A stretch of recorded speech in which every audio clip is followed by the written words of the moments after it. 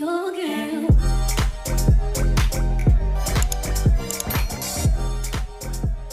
So today I am trying out the new ABH foundation. It is called Anastasia Beverly Hills Impeccable Blurring Second Skin Matte Foundation. So that was a lot of talk, controversy regarding the shade ranges, and it only comes with 26 shades. And this is what the shade ranges look like. So a lot of people were like, really? So I did not buy the foundation. I got samples because I have enough foundations over here, but I did want to try it out just to see how the foundation looks on me. It says it's long wearing, vegan, matte finish, cruelty free, non-comedogenic, and it's fragrance free. It's a medium to full coverage velvet matte foundation with second skin finish up to 12 hours. Of course, it's liquid. It has hyaluronic acid in it and some other ingredients. Blase, blase. So I already did my brows because I wanted to get into strictly focusing on the foundation. So I got a sample of shade 4W0, which is warm olive, and then 4 neutral. So before I put on any type of primer or anything, I'm going to swatch and see which one looks better on me. But before I get into that, do not forget to subscribe, give this video a big thumbs up, hit the notification bell, and sharing is caring. So please share my videos. So A is 4W0 and then B is 4 neutral. Let's try A first, just a little, so it'll be easy for me to wipe off. This is A.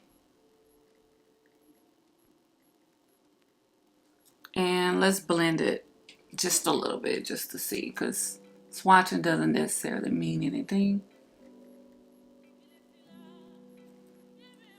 So in the mirror, I can definitely see the warmth in this. Let's try B. And I'm going to use the opposite side of this. It definitely oxidized because I got this sample maybe like a week ago. So this is 4N. Let me blend that out. I'm going to use the same brush because there's not that much on here.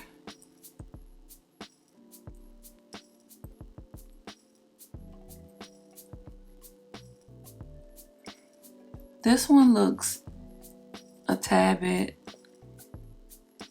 it looks okay, but I'm not gonna lie, my lighting sometimes will fool me. So let me look up close. This one here, I think I want to use the warm olive just for the warmth of the tone. This here is cool. I can probably mix it in with another foundation, but I don't want to do that today. So since this is a matte foundation, I am going to use a more hydrating primer. So I'm going to use the e.l.f. Jelly Pop Dew Primer. Smells just like candy. Sorry, I don't have earrings on. I mean, today was just one of those days. So Kinley, if you're watching, sorry. If you are new here, I do one side with a sponge and the other side with a brush, just so you can see how the foundation blends out, which one will give, you know, the better look. So that's exactly what we're gonna do right now. This side will be sponge, good old brush side. So I'm taking a beauty blender and just on this side. So now you can definitely see the warmth, the olive tone, with it having more over here. So we're gonna trust the process.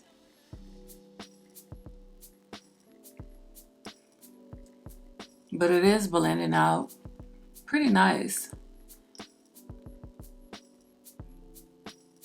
They definitely need to come out with more shades, but if they don't, there are other, brands that we can definitely support. At this point, it's 2025.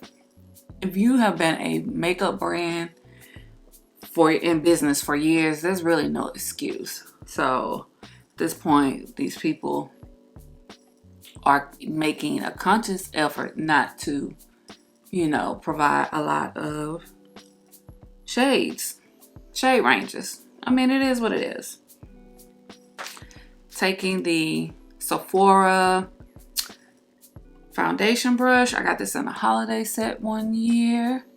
Now the brush is definitely going to give more coverage than the sponge because the sponge soaks up a lot. So I might have to even the sponge side out so I don't look wonky. You know what I'm saying? So if you're looking for a more full coverage look, then definitely use a brush. So this is the brush side.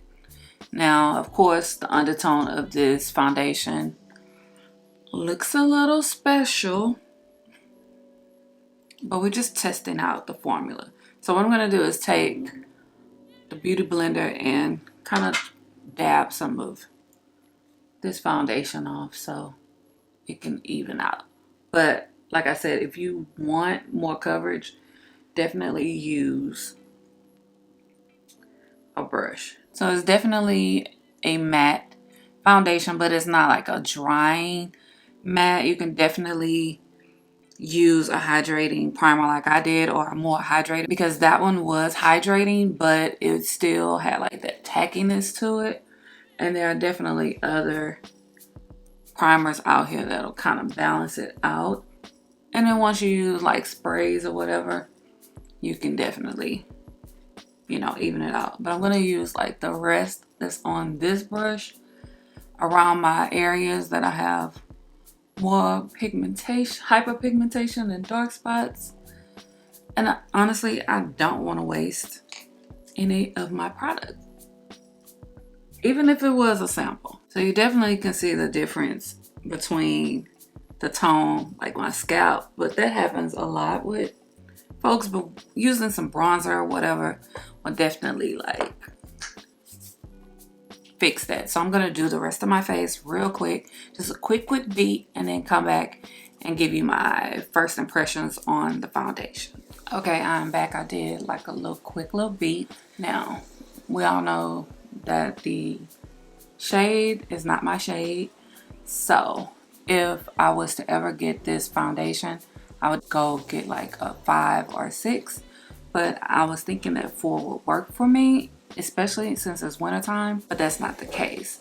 The finish of the foundation is cool. I like it. So it's still giving like a natural finish, and it meshes well with my powders and the primer that I used, concealer, everything. So I've had the ABH Radiant foundation, so I guess this is the matte version of that, and I really liked it. I really did. And my shade in that was like a 355C or something like that. So, but I just wanted you to see what the foundation looks like on me. It is late, so I can't really do a true wear test, but I did want to give my first impressions on this foundation. I'm not sure if you want to pick it up, but if you do, definitely check it out. I will list how much it costs down below. If you enjoyed this video, please give it a big thumbs up. Do not forget to subscribe, hit the notification bell, and as always, thank you for watching. Just wanna be your girl.